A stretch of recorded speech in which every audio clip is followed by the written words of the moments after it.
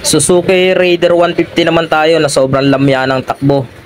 Kapag pinaandar mo walang sipa, para ka nakasakay lang sa Honda Wave yung arangkada. Sobrang baba ng kanyang arangkada kahit na pigang-piga mo na. Galit na yung makina, mahina pa rin hatak at wala man lang kapwersa-pwersa. Para lang siyang Honda Wave 110. Ay subukan natin yung kanyang problema para ating masolusyonan. At ating papalitan siya ng pyesa ngayon.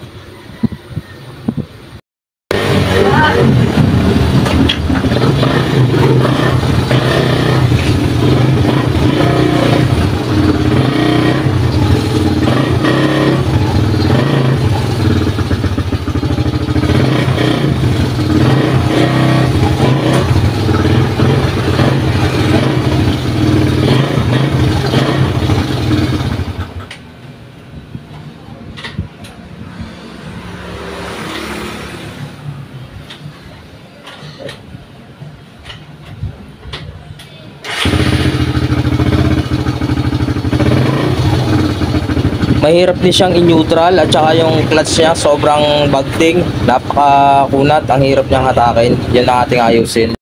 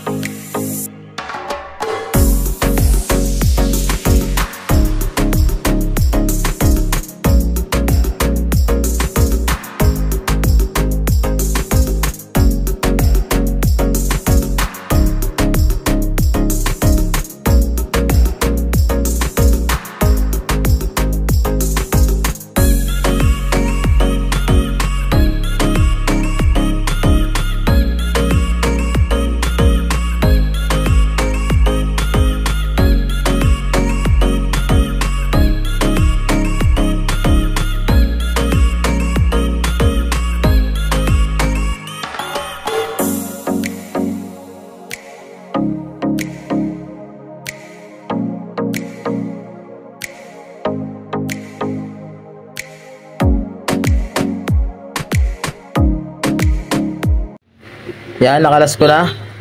Ang papalitan ko pala dito, yung clutch spring, pressure plate, tsaka yung kanyang clutch lining.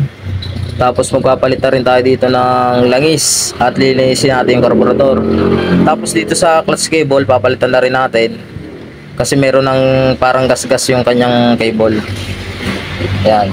Yung mga gagawin natin dito sa Raider para may balik natin yung kanyang yung puwersa.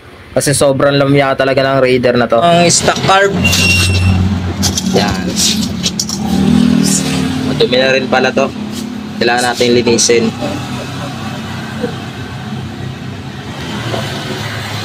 Siguro hindi pa to nalilinis mula nung bago. Ang Raider nga pala to 2019 model. Pero medyo mahaba na rin yung mileage niya. Kasi ginamit to sa pambiyahe. Yan, linisin muna natin yung carb.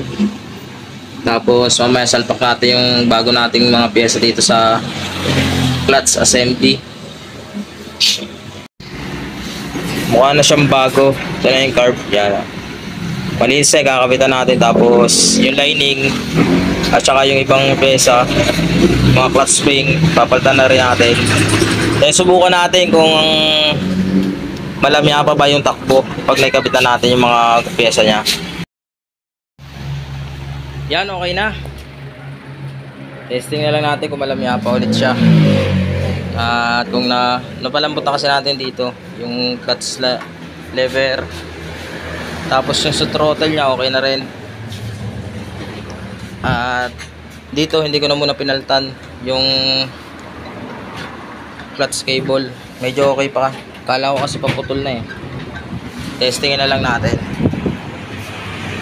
Kung agresibo na yung andar niya, tunay na siyang Raider. Okay. Testing na natin.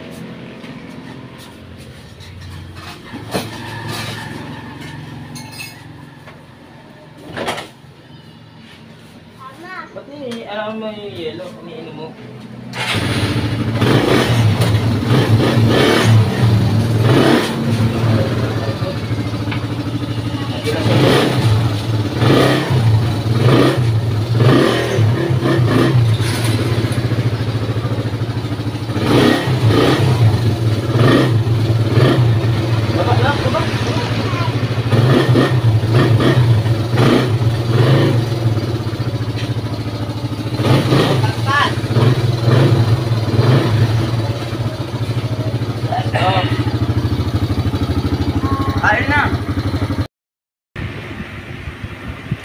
Ayun, okay na yung ating Raider. Malambot na yung kanyang clutch. Tapos madali na siyang neutral.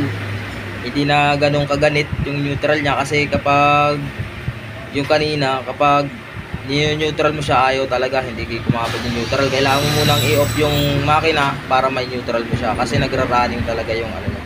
Dikit na dikit. Bali na pudpud na ng halos yung mga clutch assembly niya. Kaya halos nag-compress na. Hindi na nagdi-disengage ang maayos. So okay naman na yon. Tapos goods na ulit yung andar. Yan. Okay na yung ating ginawa.